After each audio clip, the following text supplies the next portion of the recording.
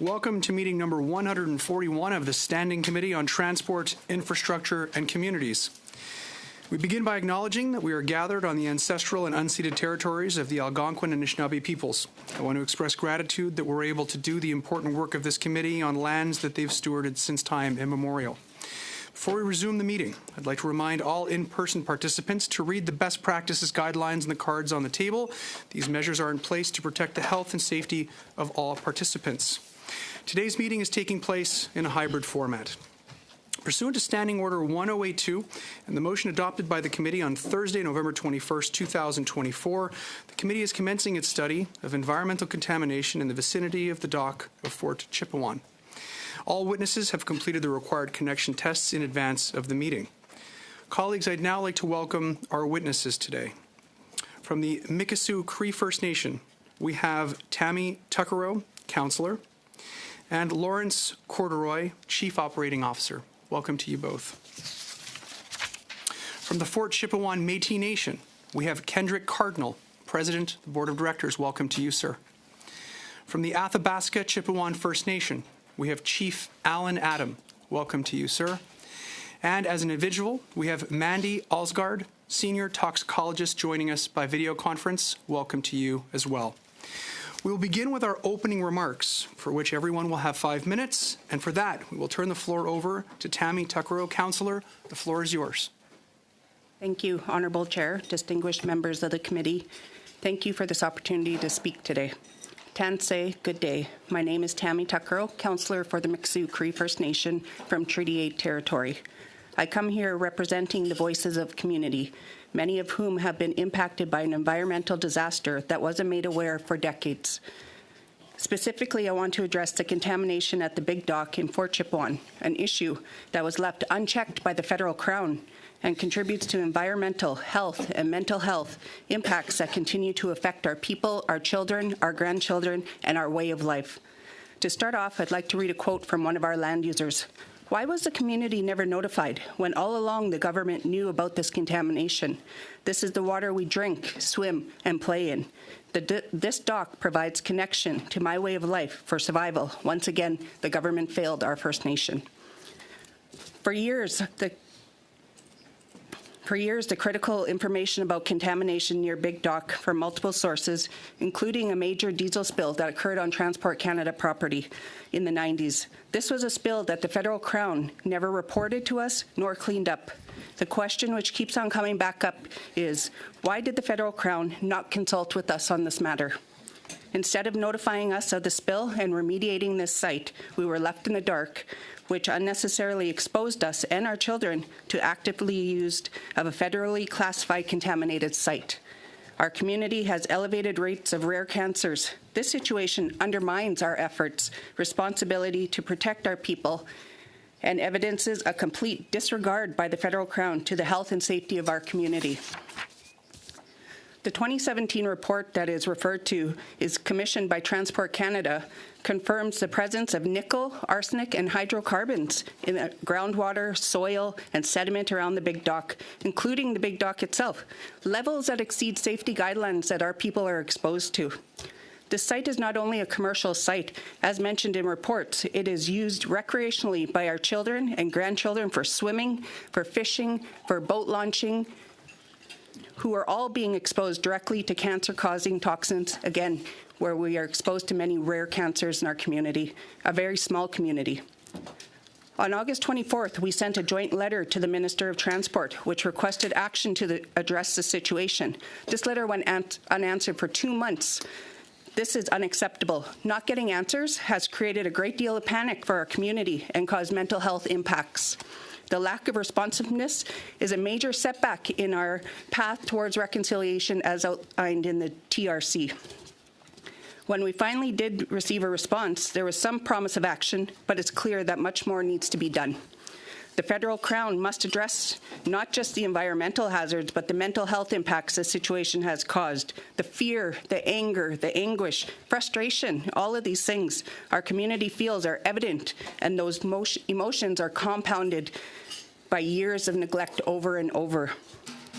On November 1st, Transport Canada shared with us 8 additional studies on this site, but we have not been provided any type of funding capacity to review these documents. 300-page reports, we can't read those.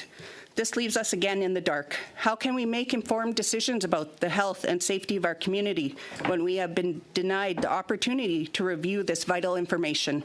To do our due diligence, and as a precautionary measure, we notified members of our community not to swim or fish near Big Dock until we have the peace of mind that this area is safe for use. Again, without context, and because TC didn't accept our invitation to come to the community, the postings of these signs have been very alarming to our members. For people, as they used to use this site regularly for recreational purposes for over 30+ years, so we are continuously being exposed.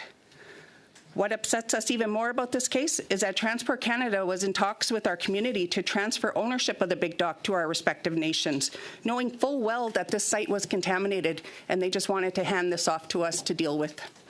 This move is seen as an attempt to transfer liability to the site, and it feels like the federal crown was trying to wash its hands of this responsibilities and offload the burden onto us. I'm here today to demand that the work to correct this gets done, and on our terms. We need funding for physical and mental health support, and we need a full independent environmental and human health risk assessment completed by specialists we select. This work is critical to understand the full extent of the situation and to inform proper remediation efforts. Finally, and we need a new dock in the next 4 months before spring comes and the start of the fire season. Time is of the essence to address not just the environmental and health concerns, but also the mental health impacts that have resulted from this. This approach must acknowledge the environmental racism our community continuously is affronted with. This work will require dedicated resources, financing, and streamlined regulatory processes. We expect all will be provided to us. We are not just asking for justice, we are demanding it. Our people have lived with this for far too long. It is time for the federal crown to take responsibility, to do the right things, right the wrongs, and to ensure that this never happens again. We will not stay silent on this matter. Thank you.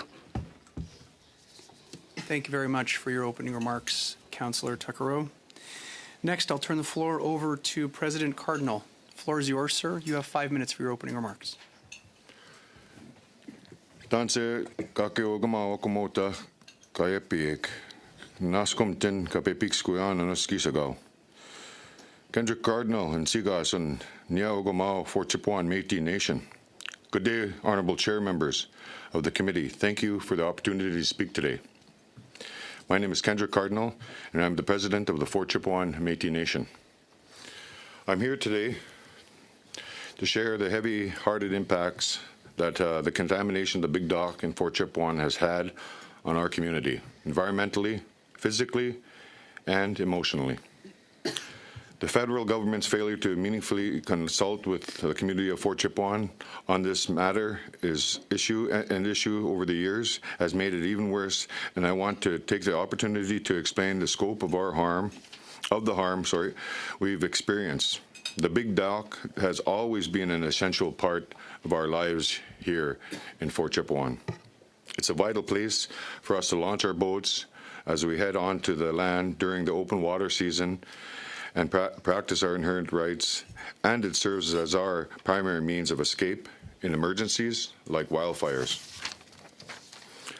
We rely on the water in so many ways, and the thought that we cannot trust the safety of the dock or the surrounding environment is devastating to us. This issue began with a diesel spill back in 1990, and subsequently the contaminated site designation in 2014 and associated site assessments. In the letter received this morning from Transport Canada, I was informed that the Fort Chipewyan Métis Nation community was provided these technical reports. However, my team has absolutely no proof of these reports. This is extremely concerning given the substantial input that Fort Chip Métis Nation, along with other regional Indigenous communities, provided to Honourable Marc Garneau, Minister of Transport in 2016 and 2017 during consultation on the creation of the Navigable Water Act. In particular, we stated, where the protection of the most waters used by rights holders for navigation to carry out their constitutionally protected rights and is excluded is not only discriminatory in our view, but is contrary to the constitutional requirements of reconciliation. We requested further engagement with the Ministry of Transport to further discuss our concerns,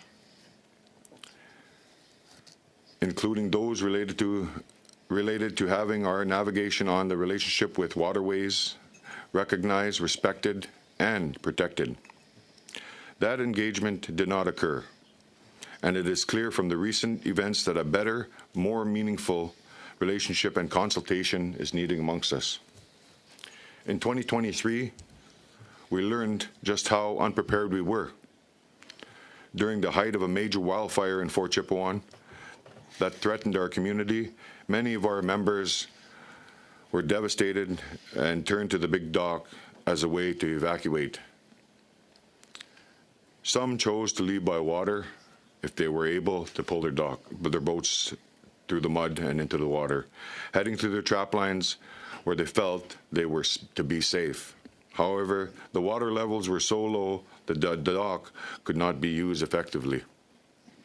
This was a dangerous situation, one that could have been avoided had the dock been properly maintained and the reports back from the federal government to our community. This year, our neighboring nation, ACFN, reached out to Transport Canada to ask for support, requesting that the dock be dredged so that our community could evacuate safely in the future. Yet, despite of all our requests, no action was taken. This only added to our growing frustration and concern. If the waters become too low, our traditional harvesting areas will be in danger, and Fort Chipewyan Métis have been found to have the highest of wild foods diets. Beyond environmental risks, this biggest toll has been our mental and physical health. For years, we've lived with the uncertainty of not knowing the full extent of our contamination and what it means for our health. Our community already has higher than average rate of rare cancers, and the presence of toxic substances in our environment only adds to that fear. Last year, the situation got even worse. The largest seepage from the oil sands in history added more stress and uncertainty to an already difficult situation. It's difficult to put into words the kind of stress that comes from living in this constant fear. We are constantly asking ourselves questions. Is it safe to the fish here? Is it safe to swim here? Can we drink the water? We should never have to live with this level of uncertainty. The contamination at the Big Dock was kept from us for decades. When we finally learned about it, we felt betrayed. We had no idea that such a serious issue was sitting right in the heart of our community. Moreover, one issue I want to emphasize today is the trauma that has been caused by all of this, the emotional and mental toll it has taken on our people, mostly our young youth and our elders. The stress of living in the uncertainty is compounded by the fear that our health and the health of the children are at risk. We need support to help cope with these mental health challenges. This is not just an environmental crisis, it is a public health crisis as well, and is one that requires mental health support from an Indigenous perspective to address the trauma and fear we've been carrying on for so long. Closing statements. Since Minister Anand took over Transport Ministry, she has reached out to our communities, and we appreciate that. We recognize her willingness to work with us, and our hope is that this collaboration continues in a way that leads to real, tangible results. But we are asking for more than just communication. We need action. Our community deserves to live in safety, and it is the government's responsibility to ensure that happens. The contamination at Big Dock cannot be ignored any longer. It's time for the government to take full responsibility and remediate the site, and to ensure that we are protected from further harm. Fort Chipewyan has been heavily impacted by the Holy Angels Residential School, and this is another clear indication of how the federal government has not followed through on reconciliation, and the voices of the community of Fort Chipewyan need your immediate attention. Please and thank you. Have a good day. Thank you very much, President Cardinal, for your opening remarks. I'll now turn the floor over to Chief Adam. Chief Adam, the floor is yours, sir. Thank you, Mr. Chair. One of the things is for land acknowledgement for the Algonquin and Ojibwe, Mohawk, and the Cree that we come to your territory. My name's Chief Alan Adam from the Athabasca Chippewa First Nation. And I want to say thank you to Tammy Lawrence and to President Cardinal for coming with us to make our submission here today. You know, one of the things that we look at about our community and talk about climate change as an issue, not knowing that it would turn into a man-made disaster when you look at it from a holistic approach, because this was in relation to the community of safe evacuation from a fire that happened in 22 where our community was evacuated. And we entered into the similar situation in 2023 where not only we were put up against fires around the community, but with low water drought as well, which caused significant damage to the community by boat access. And we were trying to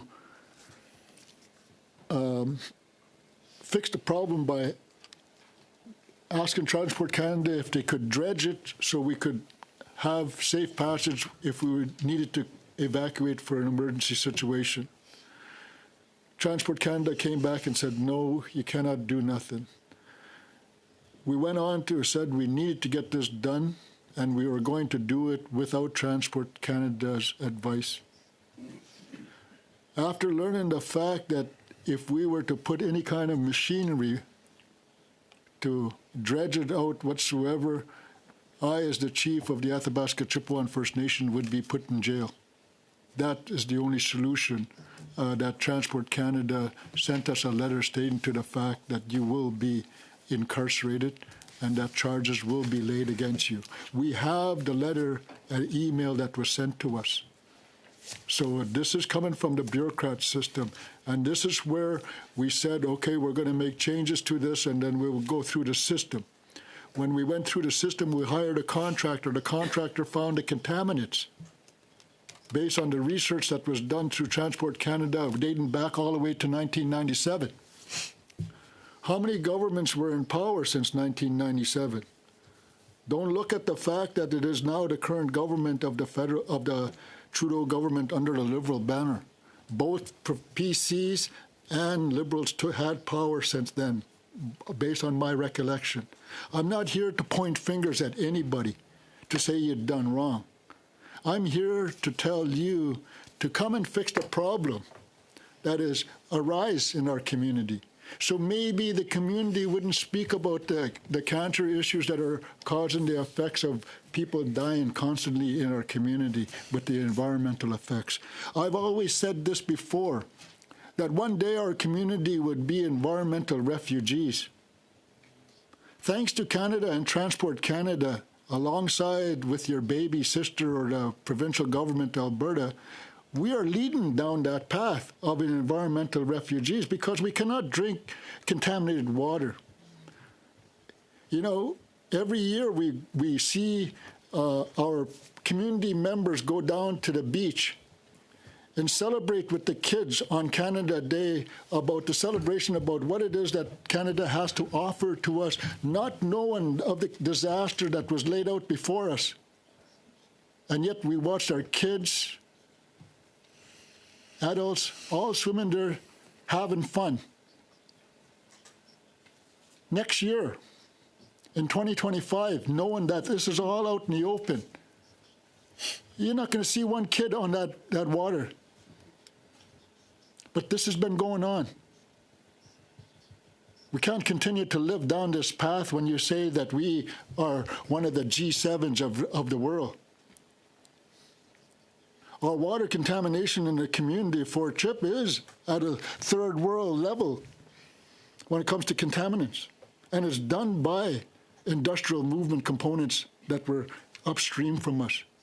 The spill that happened in the 80s, the spill that happened in the 90s, the spill that just recently happened with Imperial site, all these are starting to accumulate. Nothing will be left unturned. These things have to be fixed. If not, we will continue to embarrass you all. You are all the ruling governments of this country named Canada. Both PC, Liberal, NDP, the Green, the Bloc, you're all part of the whole situation. So nobody is covered under who? The Crown? No. This is your mess. We need to clean this up.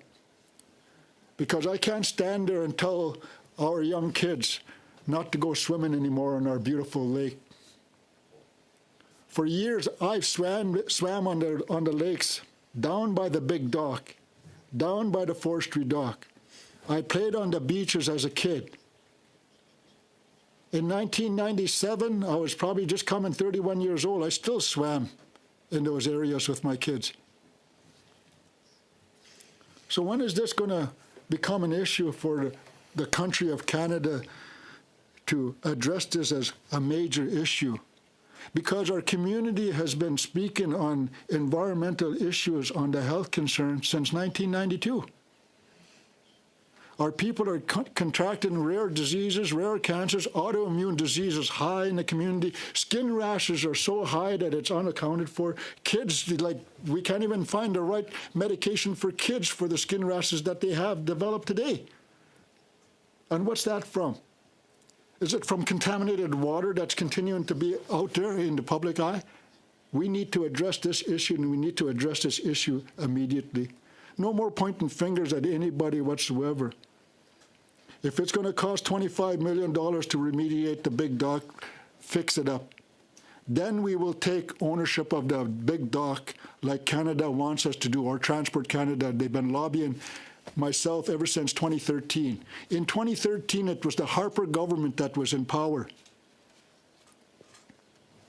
And they've been asking us to take over the liability of the big dock, knowing full well of all the contamination there. And I am glad that we as a community decided not to take the ownership of it. Because look at the mess that we would have taken on, and we would have signed off on Canada's part to relinquish you of all your responsibilities and duties and your fiduciary responsibility to the community of Fort Chip, because you are an elected member of Parliament that was supposed to correct the wrongdoing on environmental issues. Do not get mistaken. The Peace River and the Athabasca River, along with Lake Athabasca itself, is listed on the 7 major rivers of runway that go through Canada. The Athabasca River runs through Fort Chip and continues on going down to the Peace River. Just because it's a lake doesn't mean it's not a river, because the current still goes right through our community. We take our water intake from it, everything. So we have a lot of concerns from the community. Our people are stressed out. I get phone calls from people this past summer asking me, Chief, is it safe to go swimming? You know what I tell them for the first time? Don't go swimming in that lake. Stay away from there until we fix it up. So now I'm asking, fix it up. Because do not let this embarrassment to continue on. It's a black eye for Canada in regards to how you guys treat First Nations communities up north. Even yet, the biggest environmental or the biggest industrial movement is happening 200 kilometers upstream from us. And we're affected downstream by everything that comes there. We're not saying that we're not part of the cause of the problem, but we're saying that we're going to help fix this problem once and for all. And we need your assistance. If not, we will do it ourselves. And if Transport Canada wants to put me in jail, by all means, go ahead and do so. Thank you very much for your opening remarks, Chief Adam. I'll now turn the floor over to Ms. Ulsgaard. Ms. Ulsgaard, the floor is yours. You have 5 minutes for your opening remarks, please. Good afternoon. Thank you, Chair and committee members, and thank you for the opportunity to provide testimony as it relates to the federally contaminated site in Fort Chipewyan. I'm testifying today from the traditional and ancestral lands of First Nation and Métis people, now referred to as Treaty 6. As a toxicologist and professional biologist practicing in Alberta, I provide technical expertise on health risk and toxicity-related issues to each of the 3 nations testifying here today. Prior to this, I was the senior toxicologist at the Alberta Energy Regulator, but began my career as a consultant focusing on environmental site and health risk assessment at contaminated sites. When ACFN became aware of the designation of the Transport Canada Wharf, commonly referred to as Big Dock, as a federally contaminated site, they requested technical support in understanding what exactly that meant and if there could be health risks to community members from the traditional activities shared by ACFN, Fort Chip Métis, and MCFN here today. To support this request, I focused review on the 2017 Human Health Preliminary Quantitative Risk Assessment and Ecological Risk Assessment, which I'll refer to as the Risk Assessment, by Millennium EMS Solutions, which relied on the Phase 3 Environmental Site Assessment conducted by EGE Engineering. These studies did reference the previous studies since 1997, but those were not available to me and I have not reviewed them. Briefly, there were 6 different areas of potential concern with identified contamination of soil, sediment, and groundwater at Big Dock. This is not uncommon at docks across Canada, but what is uncommon is the lack of notification in 2014 when TC Wharf was classified as a Class 2 contaminated site under the National Classification System for Contaminated Sites. This designation suggests that action is likely required because those sites have a high potential for adverse off-site impacts. The lack of notification by Transport Canada to the 3 nations appears to be a failure of successive federal governments as per Step 3 of the Federal Contaminated Sites Action Plan, which directs notification and engagement of nearby stakeholders. The sources of contamination were due to activities such as fueling barges, fueling storage, construction materials, and spills over the years. Contamination was identified and not fully delineated, a deficiency of the 2017 Phase 3 ESA, for several classes of chemicals, including metals, volatile organic hydrocarbons, polycyclic aromatic hydrocarbons, and petroleum hydrocarbons. From a toxicological perspective, there are several health effects that can be experienced from exposure to these chemicals, including but not limited to cancers of the digestive tract, blood and lymphatic systems, and non-carcinogenic effects on the neurological system, kidneys, and skin rashes. In the interest of time, I would like to first speak to why I could not answer the question posed to me by the 3 nations. The main technical inaccuracy identified in my review of the risk assessment conducted by the third-party consultant which would have limited its usefulness in managing health risks and determining remedial objectives, which was the stated intent, is that the consultant incorrectly classified the site as commercial use, effectively limiting the assessment of human exposure, which is inaccurate given the reliance of community members on Big Dock for their traditional way of life. If you could please refer to Table D in the speaking notes provided, it is evident that majority of human health exposure pathways were determined by the consultant to be inoperable, and as such, they were excluded from the risk assessment.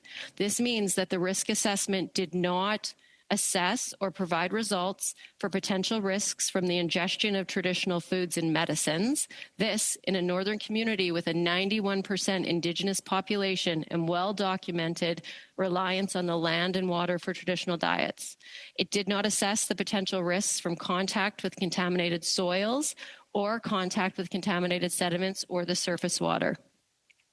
This finding is inconsistent with recent communications from the Minister of Transport Office and a letter received by ACFN, which states, the studies previously undertaken at the site have not identified any risks to human health or the environment, and my department has no indication that these circumstances have changed.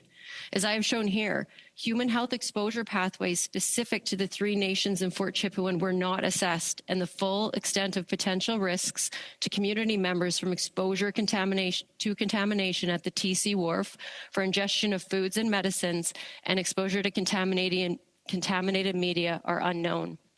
Notably, and not reflected in recent Transport Canada communications, is that the risk assessment did predict potential risks to human health if groundwater was consumed. This is important as the risk assessment predicted exposure to benzene, 2-methylnaphthalene, and PHCF2 concentrations in groundwater could pose potential risks if people were consuming that. The risk assessment recommended follow-up studies to document the use of domestic water wells which were identified in the area. There's no evidence that these were followed through by the government. This is more concerning and evidence of poor professional practice by the consultant when the potential effects of benzene exposure to cause cancers of the blood and bone systems are considered, along with the most recent reporting of cancer incidents by the Alberta government in the community of Fort Chipewyan. This notably has not been updated for over a decade. As shown in Figure 2 in the speaking notes, the consultant did not establish the baseline community health condition or consider the higher than expected cancer rates in Fort Chipewyan that have been documented and reported by the Alberta government since 2009. There are higher observed cases of biliary tract, cancers of the blood and lymphatic system, lung cancer, and for all types of cancers. This was reconfirmed in 2014. Am I out of time? You are, Ms. Alsgaard, but perhaps I didn't want to cut you off because you were sharing important information, but if you're okay with it. I have just one more paragraph. If you could, by all means, finish. I think we should get your opening remarks on record. Okay. Another important finding was that surface water samples were not collected in the Phase 3 ESA or relied on the risk assessment. This should have stopped a risk assessment from being conducted. There was no data for chemicals in surface water considered. Supplemental monitoring data collected by ACFN and MCFN in 2024 through their community-based monitoring programs provided surface water and sediment quality data that confirms metal and PAH contamination persists today. Unfortunately, due to the deficiencies and errors of the health risk assessment contracted by the federal government, the source of contamination in surface water and sediments at the TC Wharf has not been fully identified or delineated. Contaminated soils, groundwater, and sediment have not been remediated, and potential risks to community member health is still unknown. Thank you. Thank you very much for your opening remarks, Ms. Alsgaard. We'll begin our line of questioning today with Ms. Goodridge. Ms. Goodridge, the floor is yours. You have 6 minutes, please. Thank you, Mr. Chair, and I want to start off by thanking our witnesses for being here. It's always lovely to see some more faces from Northern Alberta here in Ottawa. So I'm just going to jump right into this. President Cardinal, you, in your statement, said that you denied receiving the letter that Minister Anand said that your organization, the Fort Chipewyan Métis Nation, supposedly received. So are you saying that she's not telling the truth? What particular letter? The one from this morning, or Yeah. No? We received that one, but I was referring to the 20 reports from the 2014 to 2017. We haven't received any. We haven't received any substantial documents that prove the communications from the federal ministers on transport. So the government, as far as you're concerned or aware, you didn't receive any notification of this contamination? None whatsoever. And I did want to state that if there was any supporting documents, I think that I'd like those actually sent to us as Three Nations and a community of Fort Chipewyan, that the communication was proceeded. Thank you. Councillor Tuckero, has Mikisew been able to do an assessment similar to what Fort Chip Métis has? We've been seeing that we only received this letter basically at the 11th hour, trying to utilize our resources to do background checks, but in just what they've been able to do in the last couple hours, nothing has been evident that we've received anything whatsoever. Well, and I hate to assume things, but I would assume if communication sharing was shared with Mikisew stating that there was contamination, that's not something that would just somehow go in a desk drawer. It's something we wouldn't take lightly, that's for sure. And, and it points out in the letter that it was only shared between the Métis and the Mikisew Cree. We would have definitely shared that information with ACFN and also with the RMWB, considering that the regional municipality of Wood Buffalo is where the TC Wharf is, so that's why the letter just kind of is unclear for us and creating confusion between all of us, and that's what we want to get to the bottom of also. So like President Cardinal says, we would like to see these letters, and so that we can definitely go back and see, okay, were these things missed or what happened. Again, during that same time frame, our nations were in the midst of working on the agricultural cows and plows benefits and stuff like that, so we were heavily focused on that. But again, if to see something that's classified as contamination, that raises red flags, and something that would definitely have been dealt with right then and there, not something we would let go this long. No, and I appreciate that. I also had remarked on the fact that the wharf is on the regional municipality of Wood Buffalo land, and they weren't consulted. They aren't even mentioned in this. They're not mentioned in the letter, but they are CC'd. So that was something that we also questioned. Yes. How did you receive this letter from Minister Anand? So this morning it was forwarded to us from the Athabasca Chippewa First Nation. It wasn't even sent directly to the Miksuk Cree First Nation. Okay. President Cardinal, how did you receive this letter? It was forwarded to us previously. I can say that my previous email prior to me becoming a political leader, I had an old email, and that it was sent there. So no time was really taken to do the homework to find out who I was. So. Thank you. I appreciate that. Chief Adam, you in your statement, you commented on the fact that for quite a while, you guys have been asking Transport Canada to dredge. You finally decided enough's enough. You're going to dredge it yourself because you can see the emergency when it came to the low water levels and the threat of fire. Then their answer to you was that they could charge you. Did at that point they tell you why? No, they didn't tell me why they would charge me, other than the fact that we were, how would you say, messing up and moving things, sediment, moving contaminants through the sediment. And so even at that point, they didn't let you know that there was any concerns around contamination? Nothing at all. They didn't say nothing. They just said that if you put any machinery in there, likely it would be incarcerated. So is that what reconciliation looks like to you? I don't talk about reconciliation with Canada because I think Canada itself continues to lie to First Nations people. So I don't bring up reconciliation until Canada stands up and says that they're going to do what they're going to do under the 92 fronts that late,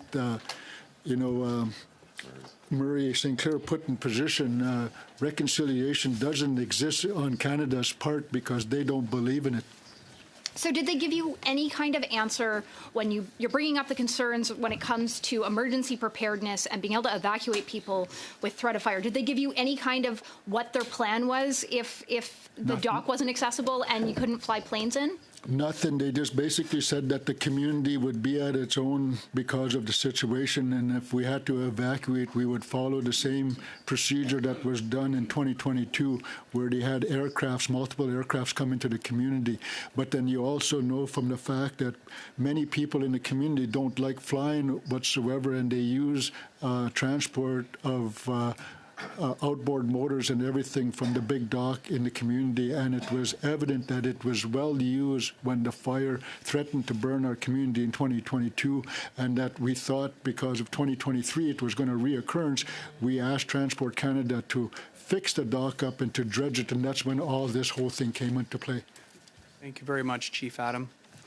Next, we'll go to Ms. Koutrakis. Ms. Koutrakis, the floor is yours. You have 6 minutes, please. Thank you, Mr. Chair, and welcome to all our witnesses today. And I'm terribly sorry for what we're finding out and how this has impacted your communities. And my hope is through this study, we will together come up with the recommendations that are needed so badly to make sure that we do better going forward. I would like to ask President Cardinal, Chief Adams, and Councillor Tuccaro if you could each perhaps chime in. How would you like the government to work with your community as they work to resolve this issue? Good question. The first thing that we would like to get done is that when it comes to the funding situation, both First Nations and the Métis have spent a lot of funding in this area out of our pocket. Those have to be refunded to the community respectively, because we are doing the deed of Canada here, and that we should never be doing it. So why are we out of pocket? Why am I spending numerous money on consultants, my team, in order to move forward? Same with the Mikisew Cree First Nation, same with the Fort Chip Métis Association. We're spending money out of pocket, and we should be reimbursed immediately, and then follow the plan of remediation and also change maybe the landscape of the big dock so we could fix it back up and be reusable again. And then once that's all done, because Transport Canada wants to hand that dock over to the community, only then we will accept the big dock. But Transport Canada cannot decommission the big dock, because they've been threatening to decommission if the First Nations doesn't want to take the big dock into their responsibility. If you decommission the big dock, then our community will continue to be at the helm of climate change, and we're asking for an all-weather road if that's the case, because that's another issue that Transport Canada should be able to talk about because of safe transportation when it comes to emergency crisis. And Chief Adam, you say that Transport Canada refuses. Is this a refusal that happened recently, or are we talking about a refusal that happened in the past? Transport Canada refused to do anything just recently as of 2024, when we requested that the big dock needed to be dredged out because of emergency fire situation, and they said, no, it cannot be done. And then we went there and we said that we were going to do the dredging ourselves, and that we were notified that if you guys do that, I would be incarcerated as the leader of the nation. President Cardinal? I just wanted to add, we speak the truth, and we just would like the dock to be fixed. Thank you. And Mr. Carroll, did you want to add something? As in what Chief Allen was saying is, the remediation aspects of things is we would like to be the ones that are in control and handling this, not TC. We don't know what the other analysis and things like that are involved. So if we did an independent study and remediation, I think that we would feel better as a community to be in charge of those things. Thank you.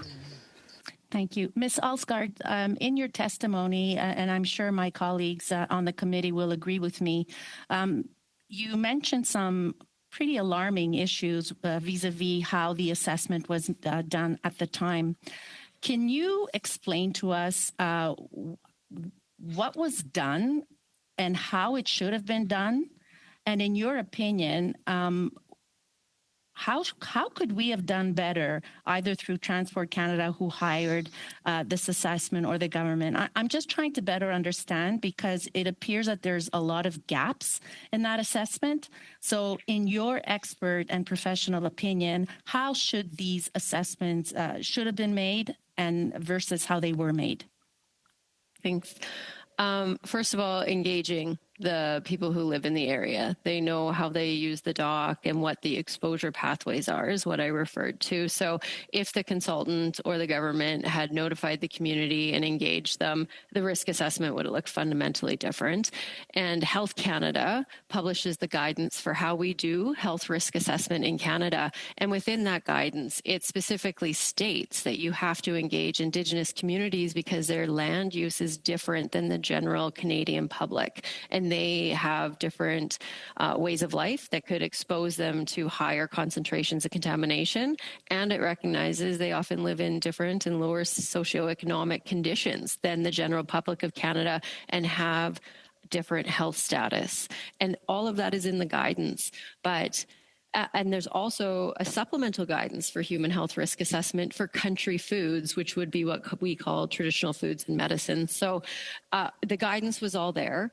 But in the oil sands area in northern Alberta, and a little bit across Canada, but in Alberta specifically, there are a lot of consultancies with risk assessors who are practicing and work for development and proponents. And so we don't have a governing body for risk practitioners. We all practice under different professional organizations. I'm a professional biologist, a PEGA, so that would be like engineers. You don't go to school to become a risk assessor. It's based on who you trained under and how you learned. And so if you have a system where I'm going to refer to as risking away liability to try and save money so that you don't have to clean up contamination becomes the industry best practice or the standard. That's how we get risk assessments like this.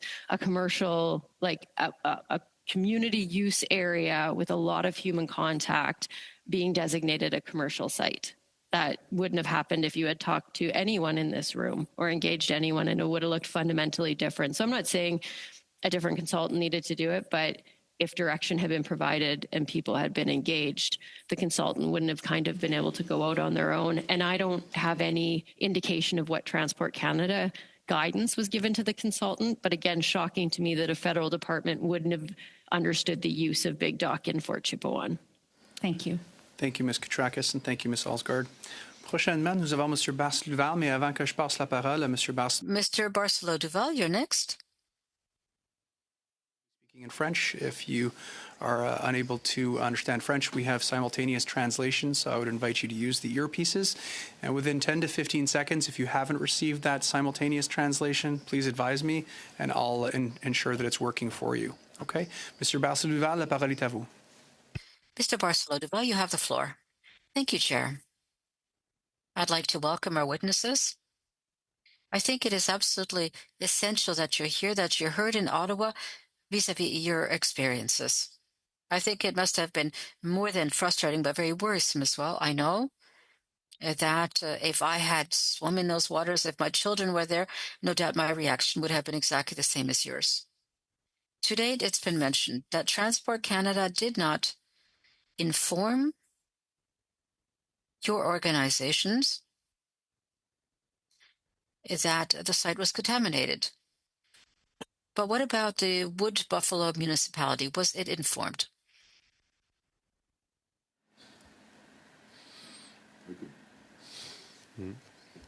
Thanks. I don't know if anybody knows this, but I'm actually the city councillor as well for Fort McMurray and Region Municipality. So to my recollection, in questions pertaining to this, we were not notified as well. So I can confirm that. OK, donc je posais la question parce que je me suis dit... I was asking the question because I was thinking that a municipal authority would have been a logical place to be involved. That's why I asked the question. I have another question. You've mentioned that there were discussions about that is to giving back the Great Dock.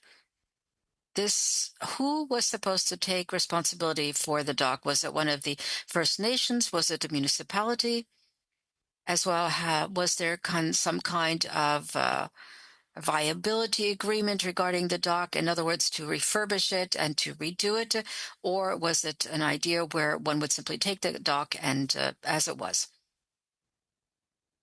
When I visit Ottawa on numerous occasions, the Big Dock came to our table and said that Transport Canada at the time wanted to give it to the community members, both Athabasca Chipewyan First Nation and the Mikisew Cree, because we were down here on other matters, and that it was brought to our attention that the Big Dock, Transport Canada wanted to do away with it, and they wanted to get it off their books.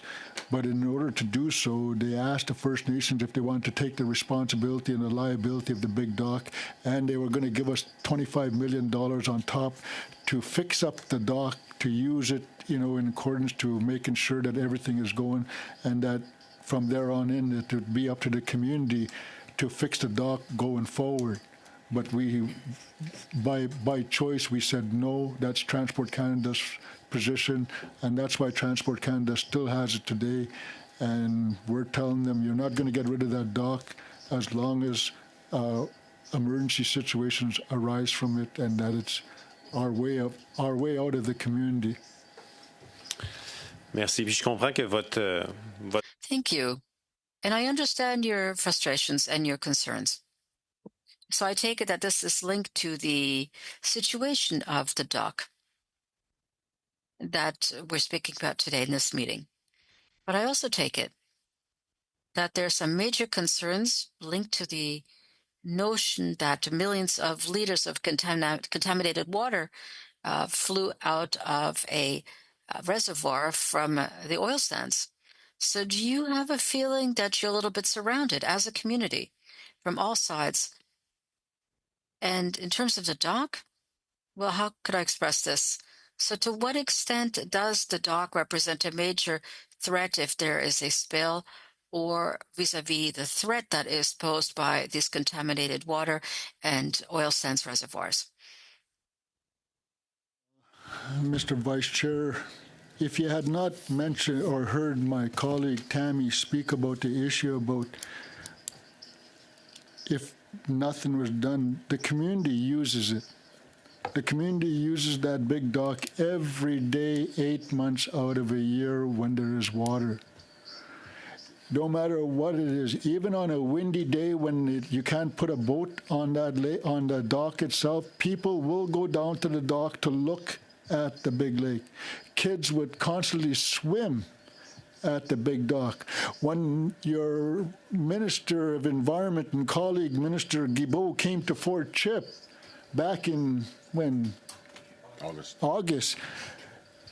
There were kids swimming in the water then. And I had to tell them, stay out of the water because it's contaminated. Why am I doing the deeds of Transport Canada?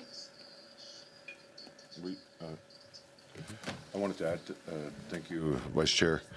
I wanted to add to that the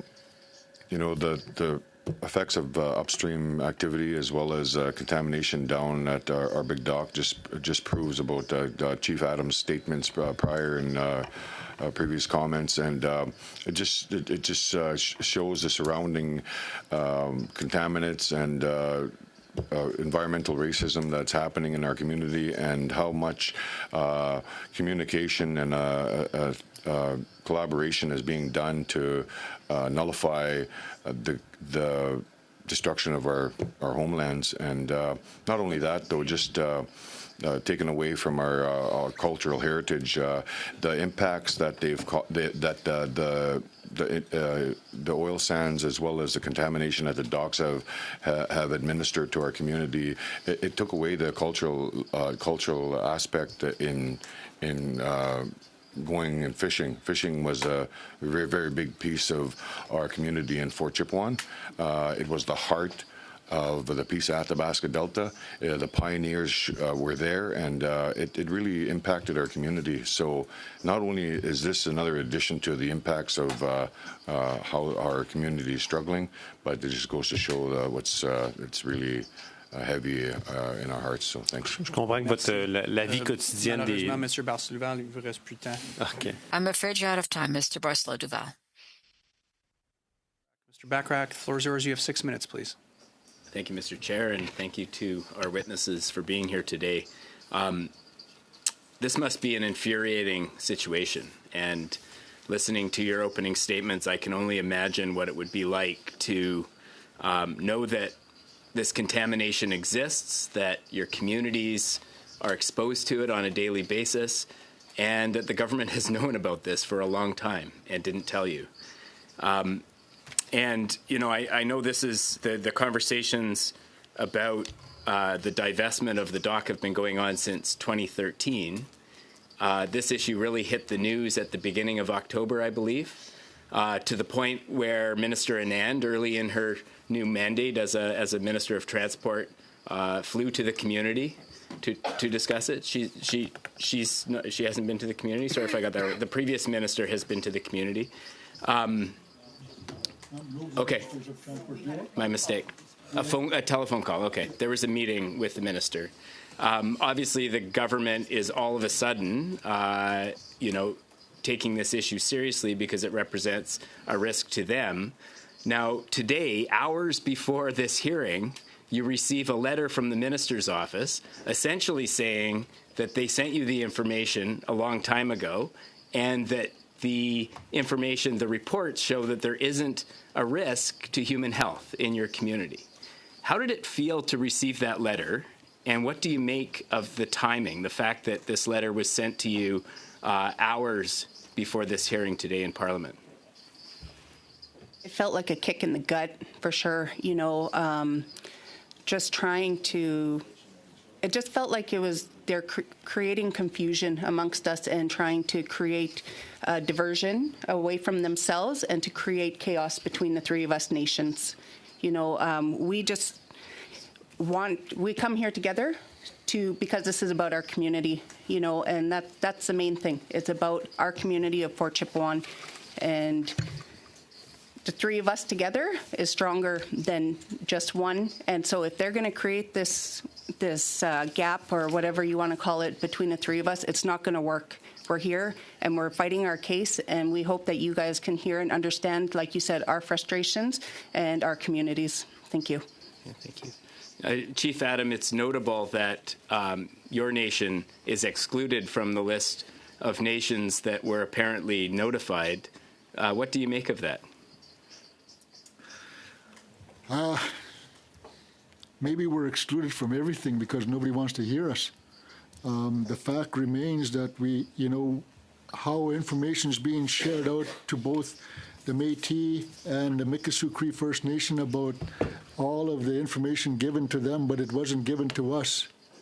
The information that was given out this morning about sharing that information that your community knows about, it was given to us and not to them. So there is a big communication misunderstanding, and it is done by Transport Canada. You know, and we have to look at the fact because, at the time, Minister Pablo Rodriguez, refused to address this issue, and since then has stepped down as the Minister of Transportation and sits as an independent. But yet, this issue is not going away. No matter where Minister Pablo Rodriguez goes to, he's going to go there. But our issue with the big dock is going to continue to remain contaminated, and our kids are going to continue to go swimming there if nobody's watching them to go do it. We can't man the big dock issue. We can't go down there and put a lifeguard there and says, "Oh, sorry, you can't come into the water." If that's the case, is Transport Canada going to pay for the lifeguard? Let's be honest about it. Mm-hmm. Because these are the issues that are happening. We're trying to keep our kids away from the water that's contaminated there because of the sediments are there. And we need that cleaned up. Since 2013, there have been, I understand, dozens of emails about the potential divestment of the dock. There have been in-person meetings where government officials have come to the community to talk to you about the idea of selling you the dock or transferring the dock. In any of these meetings and communications, was there any mention whatsoever of the fact that it was contaminated? Not from my recollection, because I probably sit here amongst them with the longest standing here. Ever since I've been involved with the committee on the big dock issue, not once was ever mentioned to myself or to anybody that was sitting there that the contamination was there at the big dock area. I wanted to add one more after this. Yeah, I wanted to add that we were pretty happy to be told that the dock would be ours. This was before that we actually found out about the contaminants. So we were pleased that Transport Canada would say, okay, well, we'll take over the dock, but we didn't know the contamination that was there because we've been neglected for so long about the big dock. We just wanted to have it fixed to where we can have proper boat launching and safety means. So thanks.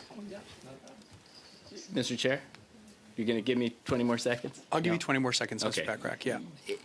Did you get a feeling in this process, looking back on it, that the federal government would have been willing to transfer you the dock without ever disclosing or discussing the contamination in a meaningful way? I think the possibility was real. A threat was evident that they want to transport everything over to us, including the liability, because no mention of this was ever mentioned. And and I don't think we've done. And it was only for safety reasons for evacuation, because our community doesn't have an all-weather road, leading out of the community. And that's where all this came out to be, was that because there's no all-weather road, we needed safe access out of the community for CHIP, and all hell broke loose. Thank you, Mr. Chair. Thank you, Mr. Bachrach, and thank you, Chief Adam. And I want to thank colleagues for allowing me to be a little lenient with the time today. I'm planning to do so for the rest of the meeting and the meeting on Thursday, if it's all right with all committee members. Okay. We'll now turn the floor back over to Ms. Goodridge. Ms. Goodridge, the floor is yours. You have 5 minutes, please. Thank you. And one of the things I think it's important to get on the record here is part of why this is such a critical piece of infrastructure, and I'm sure there's people watching at home that are kind of going, why is there a dock that DFO and Transport Canada owns up in northern Alberta, a landlocked province? And as you've stated, there is no all-weather road to get up there. So perhaps, Councillor Tuckero, how do you get to Fort Chipewyan in the summertime? So our main means of transportation to our community in the summertime is by air and also by boat, depending on the water levels. And what kind of airplane? So our airplane is a Caravan 9-seater, and that's if you can get a flight, because the flights are always so booked up. So you have to have at least a couple of weeks' notice to book a flight. You can't just book a flight and be out that same day. And what about in the wintertime? So in the wintertime, we have roughly about 3 months, depending on the weather and the climate, to travel over the rivers and the lake on an on an ice road. Thank you. And I appreciate this, because I think this speaks to how important having a dock in, you're effectively a maritime community in a landlocked province, which is pretty cool and very, very unique. So I guess to go back to this, considering how limited your access out is, has anyone from the Government of Canada given you guys any kind of idea of how they would evacuate you in the case that the airport wasn't accessible in the summertime? Not that I'm aware of. Chief Adam? No, nobody from the Transport Canada made us aware of how we would deal with that issue if it was to ever arise again. And so this summer, the airport was actually threatened. There was a very serious threat that the airport was going to no longer be accessible. And even at that point, did anyone from the Government of Canada maybe give you guys some kind of an answer? We received answer from Service Canada, ISC, and that they said that they would send a helicopter, to pick us up. So like a helicopter, like with, I don't know, 3 passengers on a helicopter, something like 1,000 flights or 300 flights to get 1,000 people out? That was their response back to us. That seems reasonable. So is it safe to say that there is no trust from the community in Transport Canada? There's no trust at all in our part whatsoever based on what's out there yet. I am so frustrated, and I've heard from so many people in community in Fort Chip that have reached out, sharing their just frustration over the cover-up.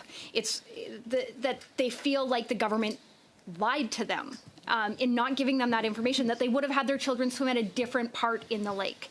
Can you describe some of what you hear in community from parents that have allowed their kids to swim in that lake? And I see Councillor Tuckero, you nodding along. There is a lot of concern from everybody, even people that don't use the lake. And like you said, we only use part of the lake. That's the only place that we have a beach and a family park and stuff like that to be utilized, that has been used for, like I said previously, over 30 to 40 years. That is the spot, along, and it is located right adjacent to the wharf. And looks so that's like a beach. I've been there. It looks like a beach. Oh, it does. Yep. You swim. That's where you swim and you fish from. And so has Transport Canada put up any signs stating not to swim there? I've seen some signs, but there's no signage from Transport Canada. That was done by us to alert our community members that the water is contaminated. So even after communicating with you guys, they didn't take it upon themselves to actually put up any kind of signage alerting people that that was a dangerous place? Yeah. None. To Ms. Alsgaard, sorry if I butchered last name, you talked about how the risk assessment was wrong because they didn't take into account how this is used in this community. Could you describe, perhaps in a little bit more detail, how a risk assessment had Yeah, similar to, like I said, every EIA risk assessment I've reviewed in the oil sands region in the past 15 years, pathways were excluded based on the consultant's discretion of how the land was used. So the consultant looked at Health Canada guidance and worked through the guidance, and without having, it's really difficult in this region knowing that it was Millennium EMS and they support oil sands risk assessments. They do a lot of work in Alberta, so they would have almost had to actively ignore that Indigenous people lived in Fort Chipewyan to designate it commercial and exclude those pathways. I just can't put it any other way. Like, in my professional opinion, and I would expect the Alberta Society of Professional Biologists, if something came up like this, would be looking into how I conducted this study. I would think APEGA would be doing the same. Thank you, Ms. Goodridge. The floor is yours. Folks coming out today, I hear you. You know, you've been going through this for almost 3 decades, and through many governments, with full knowledge. All governments had knowledge, and unfortunately didn't act as they should have for those 3 decades. I was a mayor of a community for 14 years that had a similar problem. You might have heard down in Niagara about the Inco contamination that plagued our community. And when I was asked as a young mayor at the time what I was going to do about it, my response was, we're going to focus in and get it done. So simply put, as a mayor then, as an MP now, I would suggest we do the same. We focus, and let's get to work and deal with it, period. With that, you know, the process that we used back then was beyond a site-specific risk assessment or an EA. All an EA is basically a history lesson.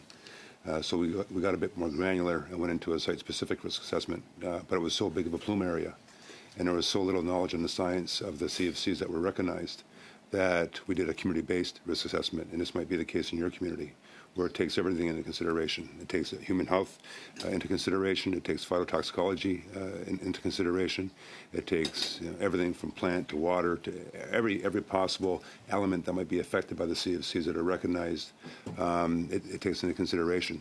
And then, of course, with that, beyond that, it establishes a science on the recognized contaminants of concern. And then beyond that, it starts to, based on your land use planning within your community and what's going to go where, is the ppm level, the parts per million level that would actually be established through that science, and then of course following that would be remediation. But the most important part of that whole process is it was collaborative. It was with the community. It was dealing with the scientists that were hired to come on board, consultants, and there was 2 or 3 of them. One to do the work, and the others to peer review. And I find that part important too. And Kendrick, you and I talked about that earlier with respect to that commitment that you can be rest assured that you have from this government and from Transport Canada. So my question, I guess, would be to Ms. Alsgaard. Ms. Alsgaard, in terms of the establishment of a more focused community, would that then cover a lot of what we're talking here in a more disciplined and structured manner? Yes. Simple answer. So ACFN and MCFN sitting here today, they have developed Indigenous surface, well, myself and other colleagues supported them on a multi-year research program where they've developed Indigenous use surface water and sediment water quality guidelines that consider traditional land uses.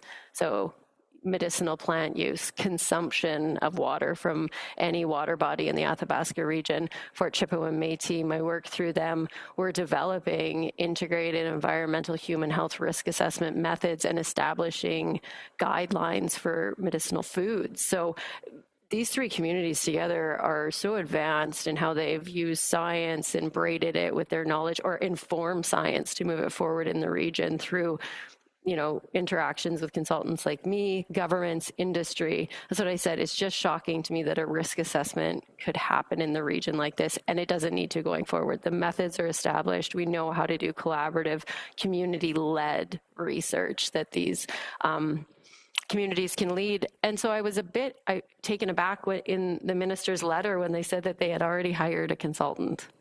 So a few rows down, it says that they've selected a consultant from the pool of government consultants. So, that could still be done collaboratively if you had scientists who have worked with Indigenous communities and know how to integrate traditional knowledge into Western science methods, but not having any information around that. I thought it was a interesting approach, given why we're here today. Adam, do you find that this process, although terrible, and again, I can relate, I've been there, I lived pretty well my entire first part of my public life dealing with an issue like this, dramatically affecting the community.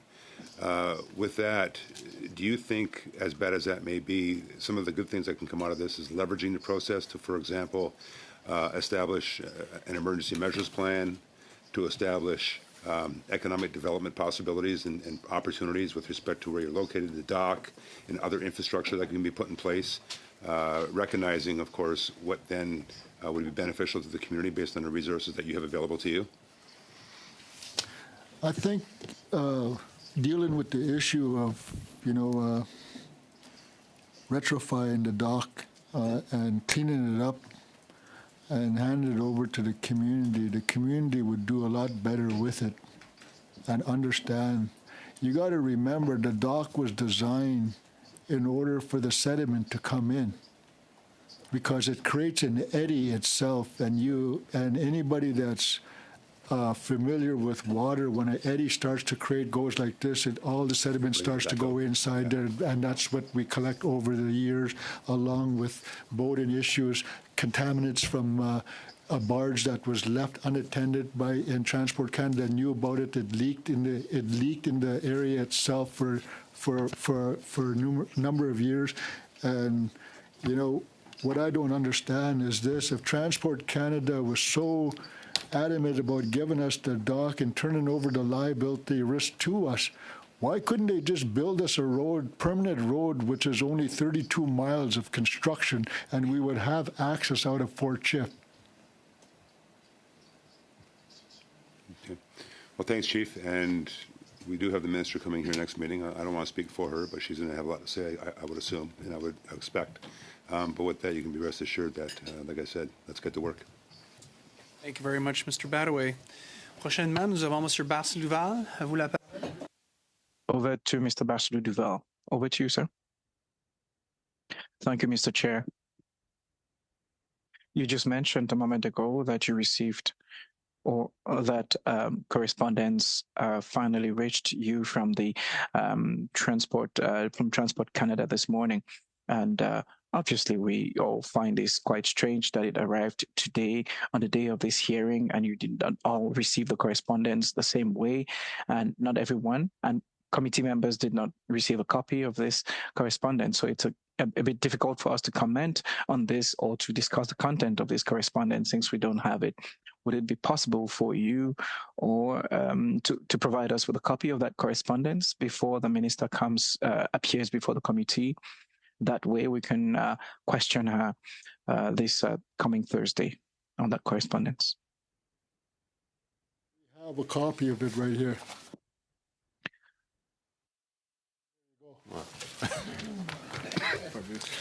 Merci. Thank you very much.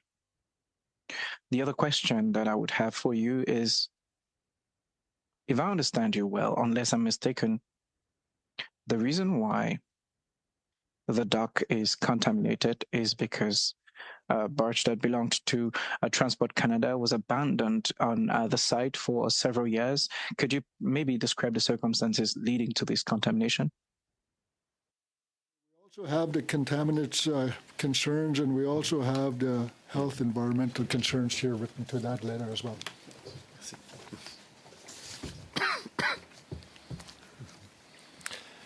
Peut-être je vais répéter ma question parce que vous étiez dans vos papiers. So maybe I'll repeat my question because you were busy with your papers. Mr. Chair, if you'll allow me, can you tell us more about the context that led to this contamination? So how did this contamination come about at the Big Dock? From what I understand, it was Transport Canada's responsibility. They abandoned a barge in the area. Could we have more details on the contamination? I'll read off my notes. In 2020, Imperial had a spill. We raised the issue about the contaminated water then.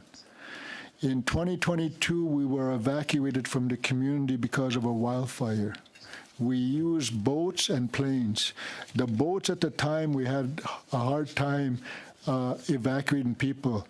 Then we knew it was an issue that if it ever occurred again that we were going to have a problem. In 2023, when the fire broke out in Fort McMurray and surrounding areas, Fort Chip, because of Site C Dam, was filling up their pond for a hydroelectric. It drained the water in the community. So we raised the alarm stating to the fact that if we were to ever have an evacuation again, that our people will not be able to evacuate in a fast manner for safe distance. And we raised the issue about the Big Dock, and we said that if Transport Canada doesn't do it, we will do the dredging ourselves. And that's when we were told, if you do that, you would be incarcerated. And then once we found out everything, then Transport Canada said, go ahead and do it.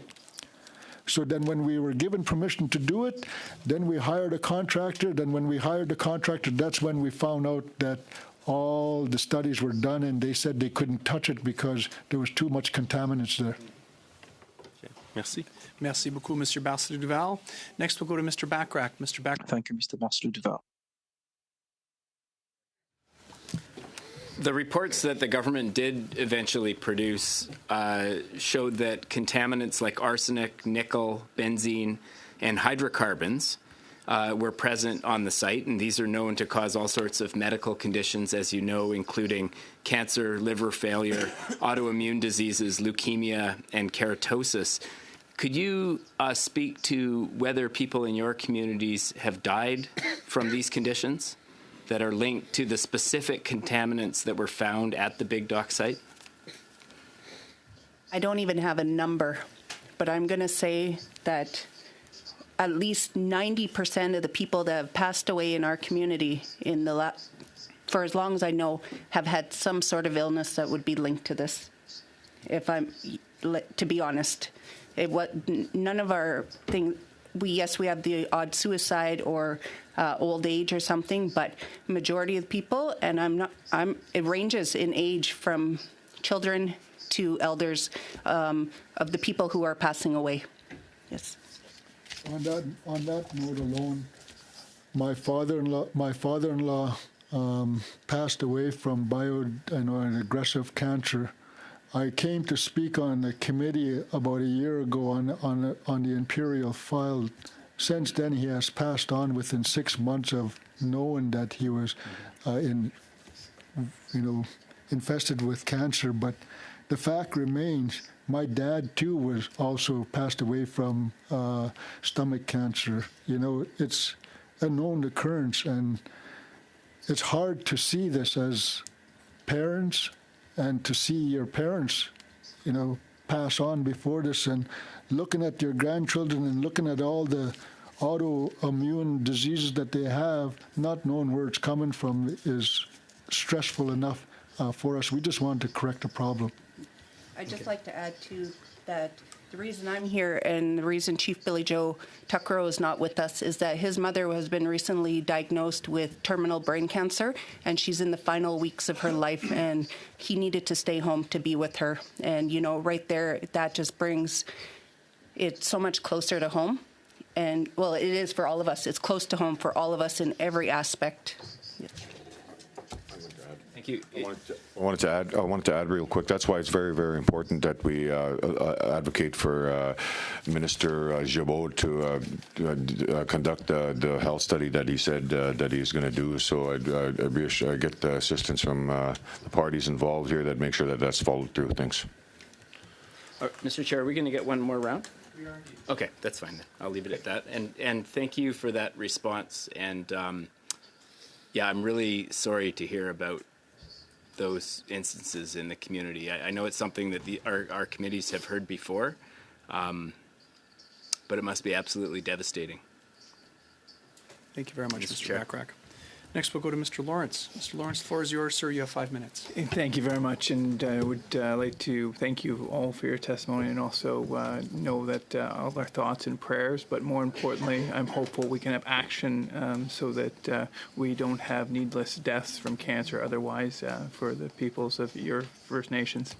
I just want to start out, though, with Ms. Holsgaard. With respect, I understand that as Chief Adams said, that blame is not what we're trying to accomplish, but we do need to affect change here. And so I want to establish a chronology so that we can affect.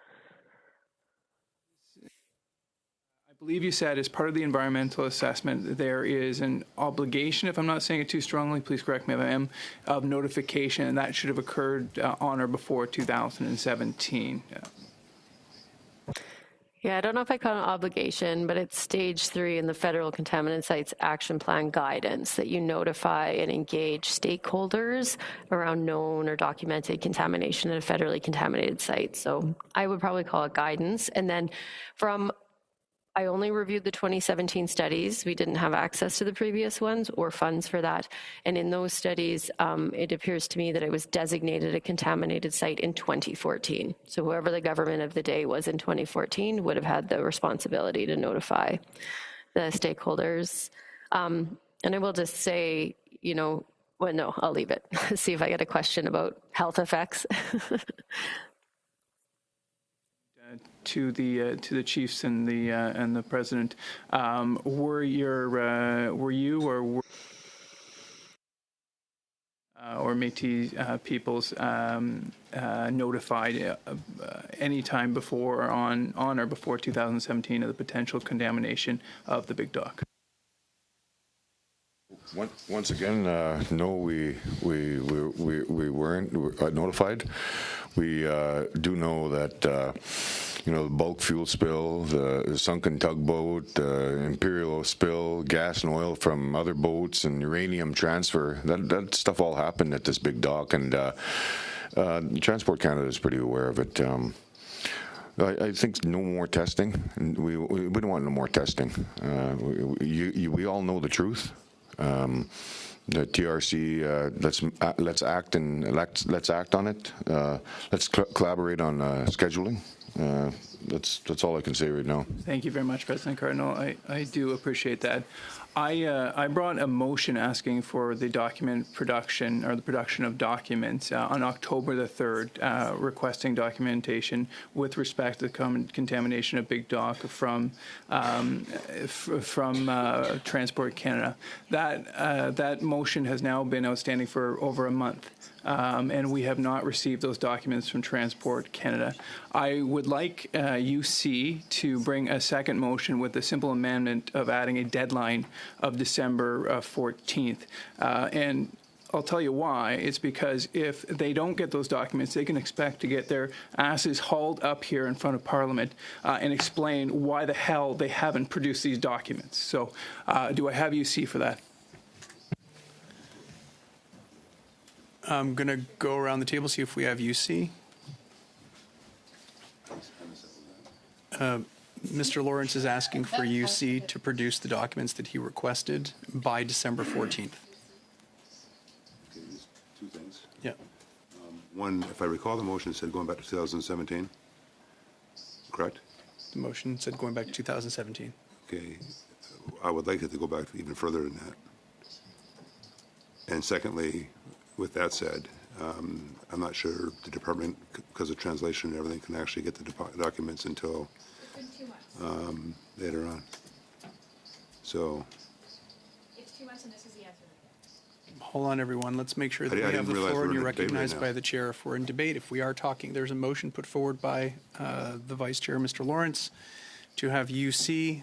We're having a discussion. Mr. Badaway is asking now for it to be amended to go even further back than 2017. Back, at least back to 2014. We're happy to have those discussions. I would just like to get, because we've already So had when we have this. those discussions, you can actually put the UC motion forward. We have already had, we've already had this out. Transport Canada has had it since October the 3rd. That's now 2 months. So no, I don't want to restart the clock, Vance. And I'm So- happy, so I'm you don't happy have to UC. meet with you in good faith. And you know, Vance, we've had good discussions before. So colleagues, it doesn't look like we have UC at the moment. We can continue the discussion at another time. Right now, I suggest we focus.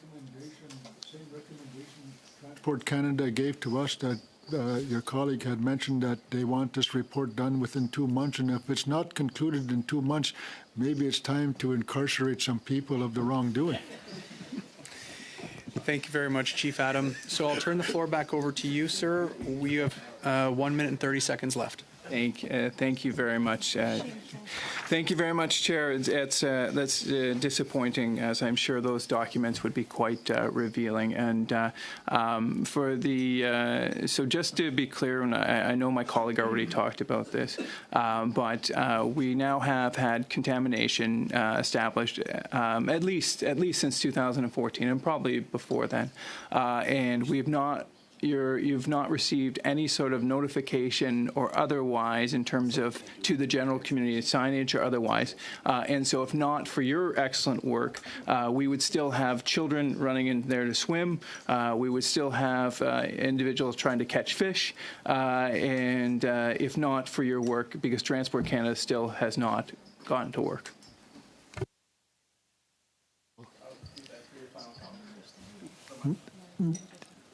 Nothing at all to this point in view. It's a shame that in this day and age with the technology that's out there, that a push of a button that says enter and send, we would receive it within 30 seconds. I correspond with my team with everything that I get through an email. Nothing gets unturned. If this had sent to my address back in 2016, I assure you, this whole dock remediation would have been done a long time ago.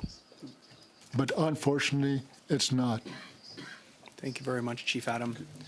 Next, I'll turn. Can I add? Yes, of course, Mr. Cardinal. I'll let you add to that. Is there a way that I can recommend a motion? No? You can't. Okay, right on, next. Suggest one. I can suggest one, sure. Can I? Yeah, suggest one. You can suggest one to a member, President Cardinal, and Okay. a member of the committee can then propose it during their speaking time, sir. Perfect. I'd just like to propose. If you could write it out, sir, and give it to one of the members, they'll do it for you, and we gladly present it. I wanted everybody to hear it. It'll be read out by the member. Yes, sir. I'll do that then, thanks. Thank you very much, President Cardinal. Next, I'll turn the floor over to Mr. Rogers. Mr. Rogers, the floor is yours. You have 5 minutes, but I have a point of order for Mr. Badaway first. Mr. Badaway. Just as some advice, I guess, to Mr. Cardinal.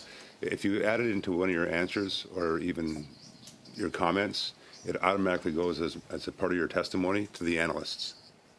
And then with that, when we get the final report, it'll be added into that, and a recommendation can come out of it. On the same point of order, can we let Mr. Cardinal give his proposed motion?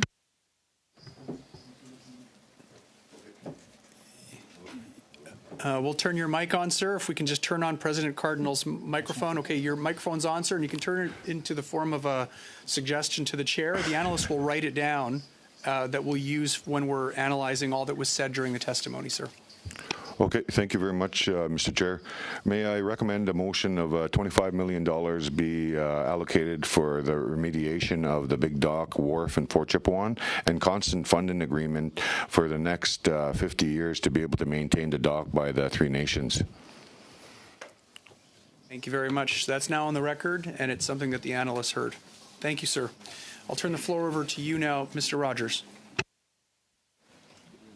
Thanks, Chair, and welcome to our witnesses today. And I certainly sympathize with you and your frustrations around this particular issue. And based on your testimony, Chief Adam, this has been around for a long time, obviously. I really appreciated your opening remarks about not pointing fingers at anybody.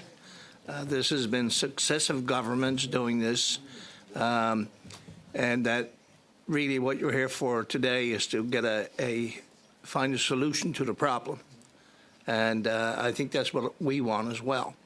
So given that Transport Canada refused to dredge the dock area, as you articulated, and your suggestion, based on that, and you were talking about doing it yourselves, and then, of course, you couldn't, I just want to ask you very simply, what are some of your recommendations or suggestions to this committee that we would bring forward going forward? And any of you are welcome to answer that comment.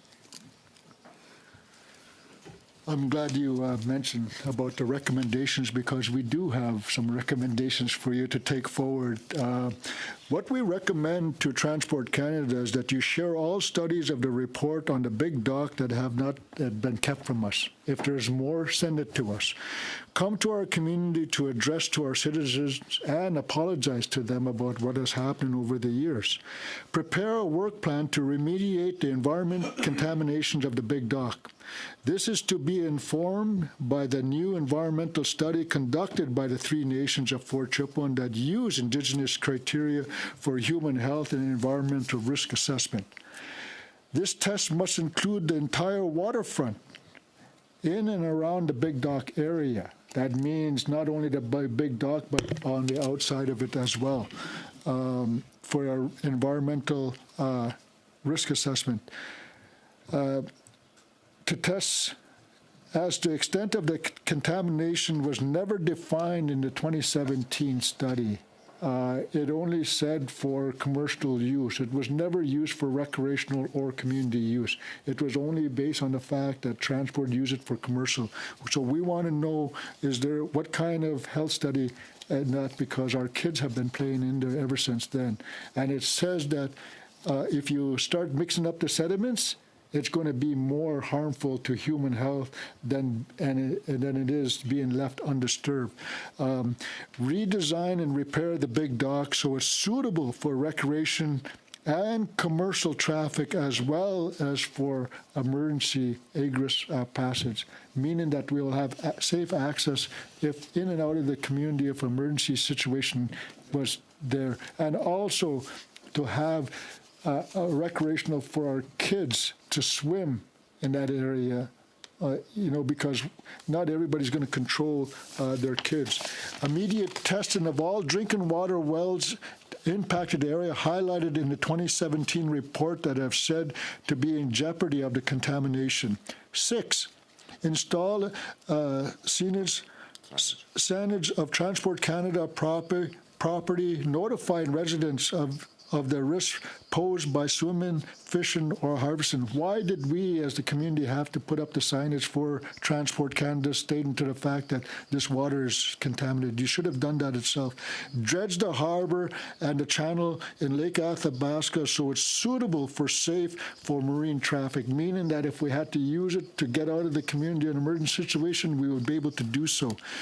Present an evacuation plan, including the installation of a temporary dock while the remediation construction is ongoing, meaning that we need a dock in place while this remediation is happening with the existing dock in place. Reimburse nations for all expenses occurred related to the review of the 2017 report conducted by their own environmental studies of the Big Dock.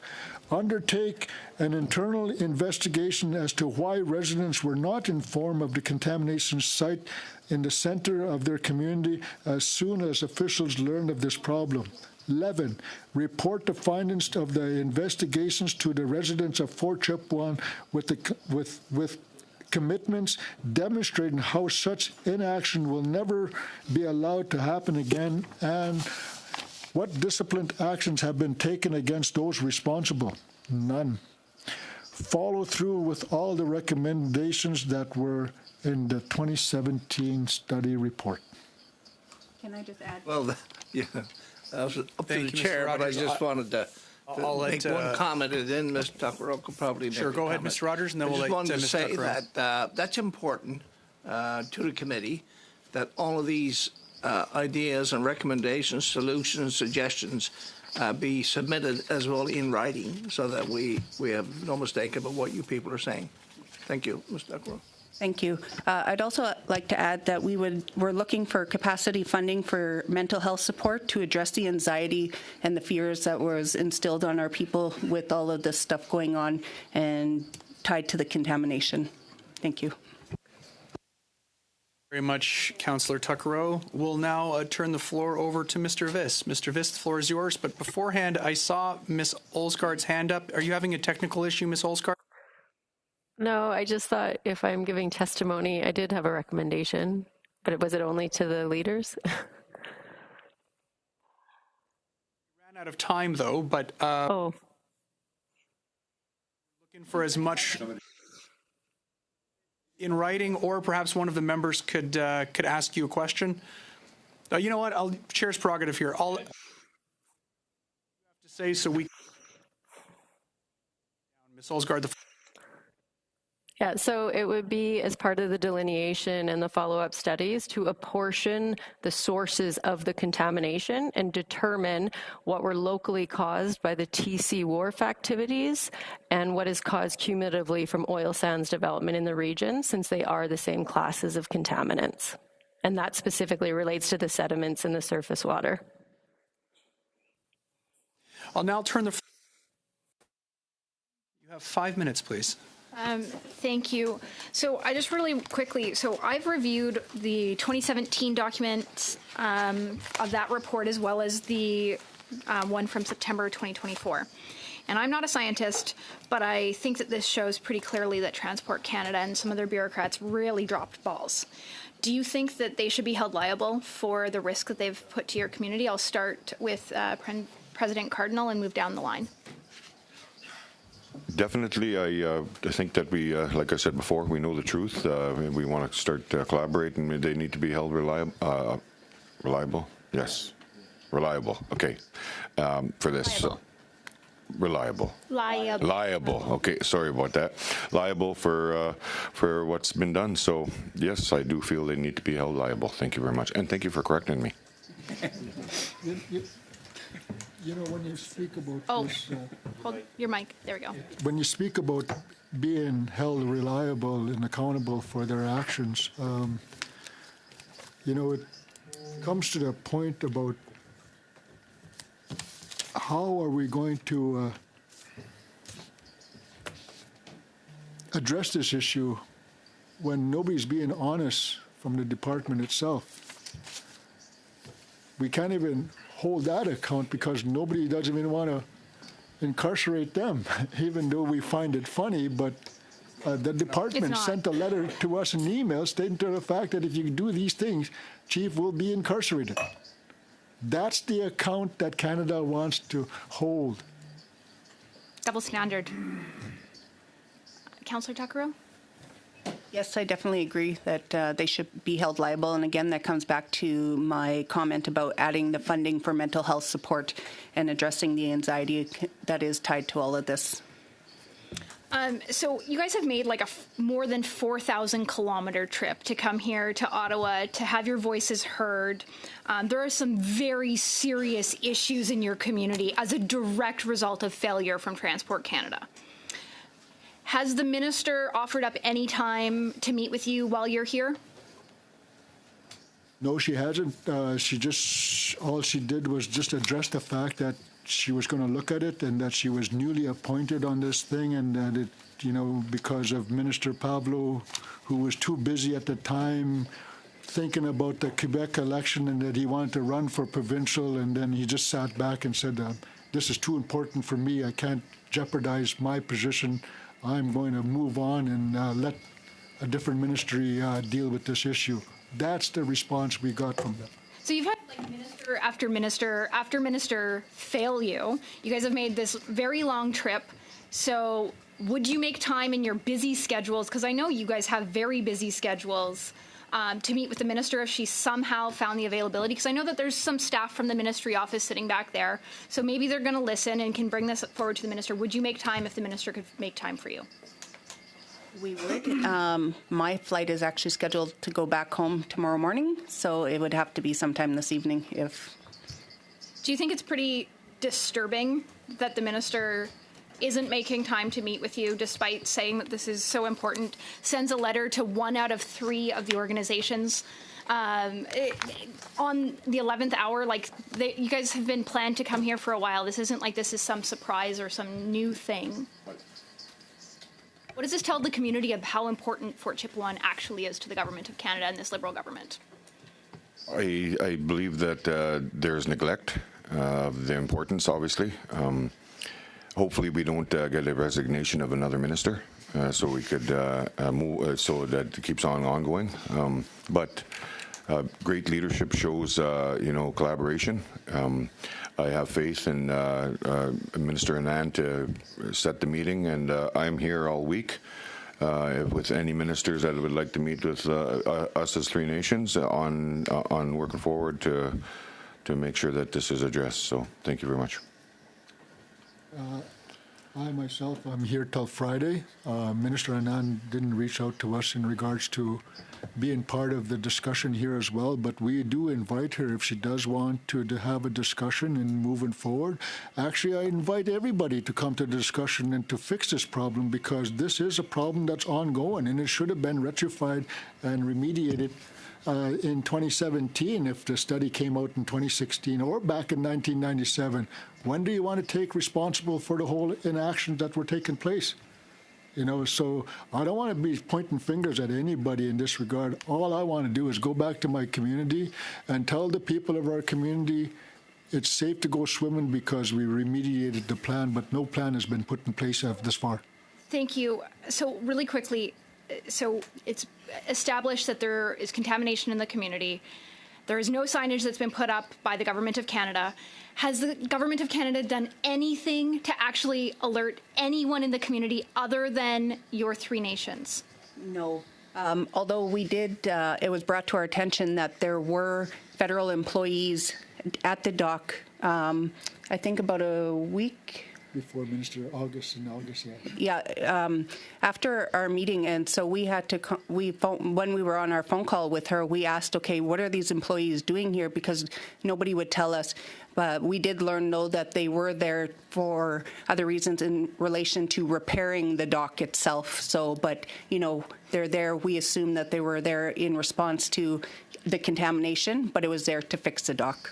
Thank you very much, Councillor. Okay, sure. Go ahead, President Cardinal. Yep.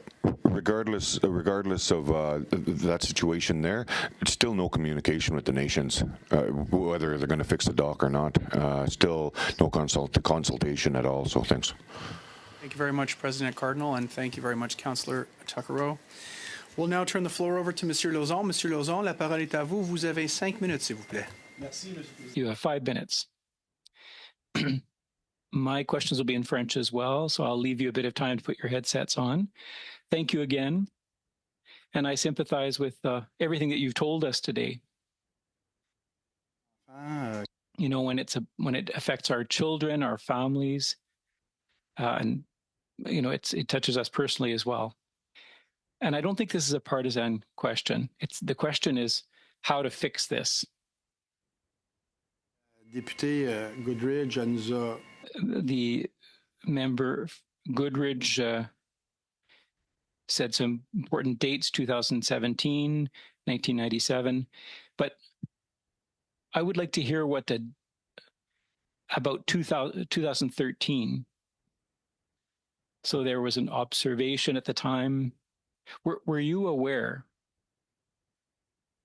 Was there contact with the federal government at the time when contamination was observed in 2013, more specifically? On Métis Nation, there was no communications, and I can't speak for the other nations, but I know that in our nation there wasn't absolutely no indication of any communications about the 2013 and so on to the last implications that we had. And what about the other nations in 2013? I'm unsure also if any communication was made at that time, as I'm newer to office, so that's something we would have to look into. Thank you. Okay, if you can look into and send us the information if it's possible. Okay. I could speak to that matter because I came as the chief in 2013, where at the time Minister of Environment Peter Kent, along with the Minister of Transportation, did first relinquish that they wanted to give the dock to the community, and no mention of this at any point in time. It was contaminated even back then. This was part of my next questions about the transfer of the infrastructure. You know, do you think that at that time they should tell you about the possibility of the contaminations when they asked to transfer the dock? Yes, they should have notified us right away, and they should have notified us about the remediation plan that should have been put in place, but nothing has been put in plan, no remediation plan whatsoever, other than the fact that give the responsibility of the big dock over to the community and that all liable risks be taken away from Transport Canada. Quand vous dites, je ne sais pas si j'ai bien compris, mais... So I don't know if I understood this, but so did you have an opportunity on August 7th, 2024 in Fort Chipewyan to meet the Minister of the Environment, Stephen Guilbeault? Did you meet him? Did any of you meet him with him? Yes, the three leaders, myself, Chief Adam, and Chief Billy Joe Tuckrow, had the liberty so there's a minister yes. was directly there on the site.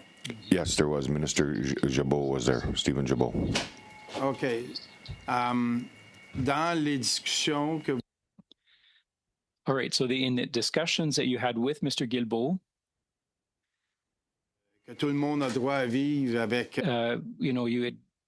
it was established that everybody has a right to live in a healthy environment. Was any money invested in the studies that they wanted to be done to verify the situation, the oil sands and their impact on your community? The big dock, but specific to a health risk assessment or health study for the community of Fort Chipewyan because of our request ongoing, and it was for the cancer rates, right? So that was why he admitted to 12.5 million, I believe, right? Yeah, it was a little bit more than that, but that's okay.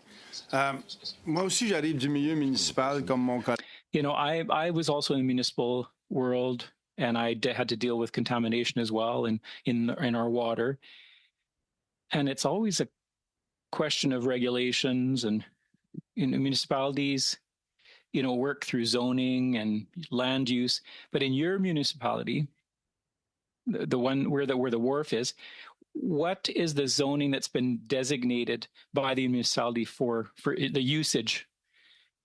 Is it commercial? Is it a beach? Is it residential? What's the zoning of the wharf? To that question, there is no zoning, and there's nothing to it. Nothing at all that's been registered as what it's listed for, other than the fact that people need supplies coming into the community. It's just a drop-off as far as Transport Canada is concerned in that matter. They don't look at it as a recreational use from the community. They overlooked that issue, and they only looked at it from a point of transporting goods from A to B. So you said that you use that space since 3 decades, make sure that all family use it, and there's a park beside? I'm 58 years old. That dock has been in that same location long before I became available here on this earth in 1966. The closest I went is Fort McMurray. I've never been there, but I used to go see what it is over there. Thank you. Merci beaucoup, Monsieur Lauzon. Thank you very much, Chief Adam. Prochainement, nous avons Monsieur Barcelo-Duval, 2 minutes. Mr. Barcelo-Duval, you have 2.5 minutes. Thank you, Chair.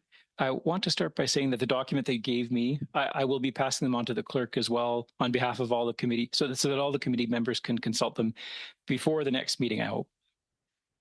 So here's a question that I had, and maybe it's for Ms. Olsgaard.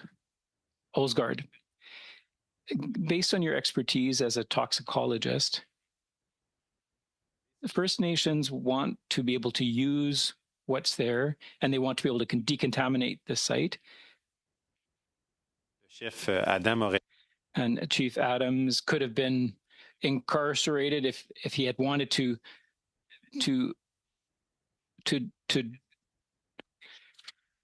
now in your view, can one dredge a site without being exposed to toxic materials, or so can you dredge and decontaminate at the same time? Is that something that's I think it must be, but I'm not the specialist in that area.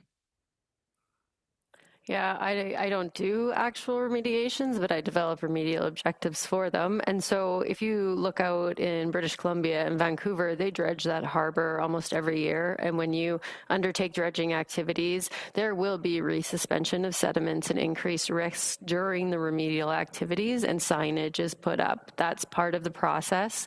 So in this case, a risk assessment was done to inform remedial options. The remedial option based on the risk assessment was that remediation was not required. We've discussed a lot today about why that happened, and it's because those human exposure pathways were not considered. The first thing that would need to happen at Big Dock is actually understanding the source of the contamination to the sediments. This is downstream of a naturally occurring oil sands deposit. It's downstream of one of the largest developments with effluents going into the river.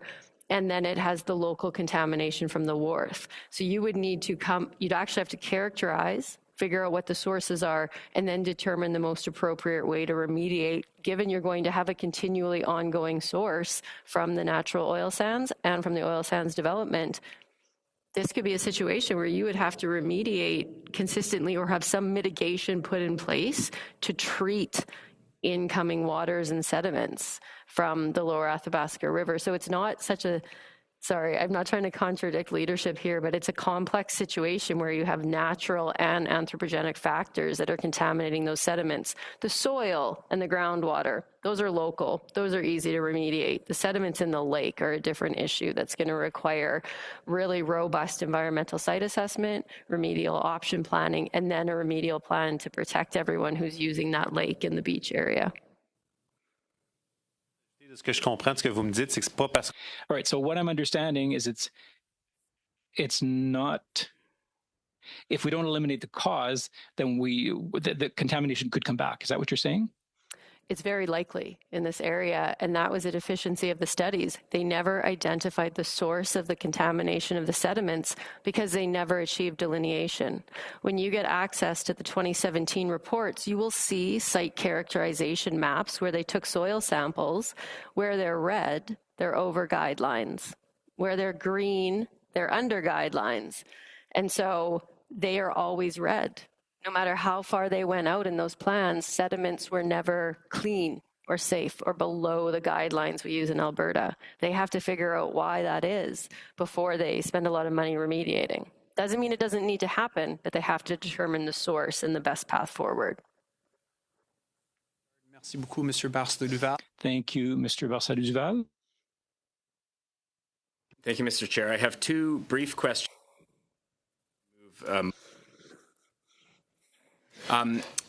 To the nations that are here today, aside from Transport Canada, what other departments have you contacted about dredging? We haven't contacted anybody about dredging, as far as I know. I did want to mention that the dredging, some topics on dredging. The Transport Canada has been dredging for 40 to 50 years on the Athabasca River, and dredging this thing is not a big issue. So let's get the job done. They've been dredging up and down Athabasca River from mile 1, which is in Fort McMurray at the waterways, right down to mile 200 to Fort Chipewyan. So. Dredging's been done without any logistics in reports or testings. They just dredged the river and did whatever they wanted to. And this is just another, thanks. Thank you. Chief Adam, briefly. I think we've been in contact with Indigenous Service Canada. We've been in contact with Department of Fisheries and Ocean, Emergency Management. We've also been in contact with the Prime Minister's office on this whole issue, and none of them had offered to help to dredge the Big Dock. Okay. Thank you. If I may, just given where we're at with time, I'd like to move a motion. And I think, one of the issues that came up at this meeting that is the most concerning is that in the letter that was received today from the Minister of Transport, she indicates that her officials have been able to confirm that environmental reports describing and addressing the contamination in greater detail have been previously shared with the Mikisew Cree First Nation and Fort Chipewyan Métis Nation. And the witnesses that we have present today have not been able to confirm those communications on their end of things. And I'm not going to ascribe motive or suggest that the communications weren't sent, but I do think the minister should provide some evidence of those communications so that the committee can understand how and when the communities were notified. So I would like to move that the committee order Transport Canada to produce by December 4th, 2024, all communications by which the department or third parties notified the Fort Chipewyan Métis Nation and Mikisew Cree First Nation of environmental reports describing the contamination at Big Dock as described in the minister's December 3rd letter. Thank you very much. So moved, Mr. Bachrach. I have a speaking list already. I have Mr. Lawrence. We'll go to Mr. Lawrence first. Conservatives are pleased to support. Absolutely.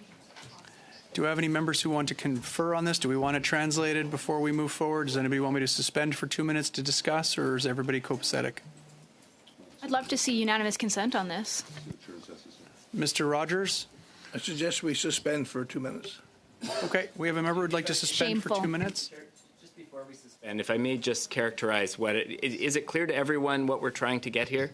We're not trying to get extensive documents and the reports and all of that stuff. We're just looking for evidence that on certain dates, the department or other third parties, like environmental consultants, indeed communicated with the nations as indicated in the minister's letter. We're not suggesting that didn't happen. Just be good to know when that occurred and who the information was sent to, et cetera.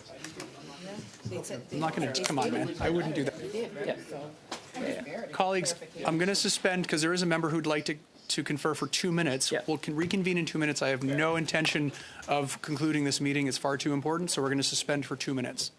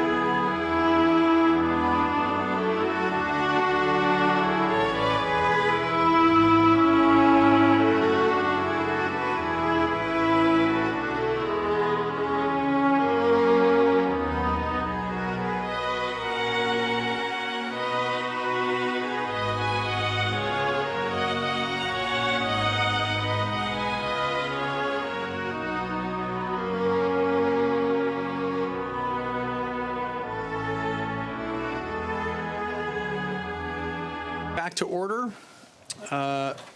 Mr. Bachrach, you had your hand up if you wanted to continue discussion on it. They control it remotely.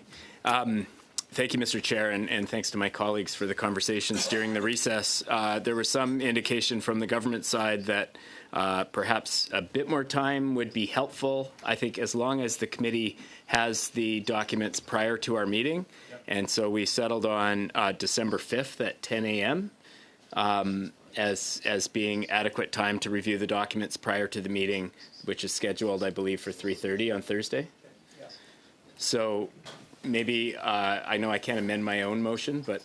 I'll amend that. Okay, it's amended by Ms. Goodridge. I see a lot of nodding heads. Colleagues, we have unanimous consent? We do, yes. Okay, so adopted. Thank you very much, Mr. Bachrach. And then not to... So adopted as amended? Adopted as amended, yes. Oh, well, there you go. Well done, Taylor. Take the win. Take the win. Take the win. Colleagues, just a short thank you to our witnesses, President Cardinal, Chief Adam, Councillor Tuckerow, and Chief Operating Officer Corduroy. I want to thank you so much for your time here today and for sharing your very important testimony on what is a very important study for this committee. And of course, Ms. Olsgaard, thank you for joining us virtually and lending your expertise to this study. It's greatly appreciated. I wish you a wonderful stay in Ottawa. For those of you returning home, safe travels home. This meeting is adjourned.